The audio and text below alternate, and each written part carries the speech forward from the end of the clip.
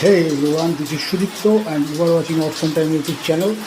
Friends, এই হলো আমার Xpulse 210 অলমোস্ট 1 ইয়ার হয়েছে আর বাইক চলেছে। দেখো তোমাদের দেখাচ্ছি আমি। আগে ডিসপ্লেটা অন করে নিই। বাইক চলেছে 4941 কিলোমিটার। আর একটা জিনিস দেখবে, এটা মাঝে মাঝেই 2-3 দিন ধরে হচ্ছে।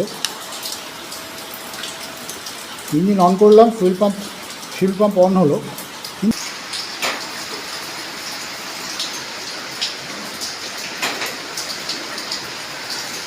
দেখো স্টার্ট নিচ্ছে না। আর ব্যাটারি ভোল্টেজ দেখাচ্ছি তোমাদের।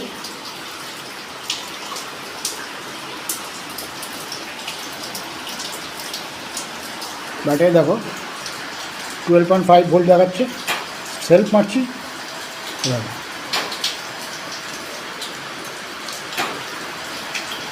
স্টার্ট নিচ্ছে। কী বলবে বলো, ব্যাটারি ডাউন হয়ে গেলে যেরকম হয় কাট করে। ব্যাটারি এখানে চার্জ দেখাচ্ছে 12.5 ভোল্ট। তাহলে মাঝে মাঝে এই প্রবলেমটা কেন হচ্ছে, যদি তোমাদের কারোর জানা থাকে তাহলে কমেন্ট বক্সে জানিও।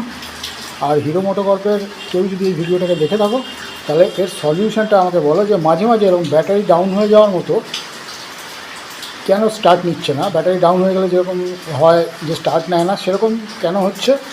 কট করে আওয়াজ হচ্ছে। ডিসপ্লের এই যে এখানে যে কুলেন্ট লেভেলটা আছে, সেই কুলেন্ট লেভেলটা পুরো রেড হয়ে যাচ্ছে। সেলফ মারার সাথে সাথে আবার বন্ধ হয়ে যাচ্ছে, অথচ গাড়িটাও স্টার্ট নিচ্ছে না। কাট করে আমার একটা আওয়াজ হচ্ছে আর গাড়িটা স্টার্ট নিচ্ছে না। তো এই অবস্থায় আমি কী করতে পারি একটু যদি বলো।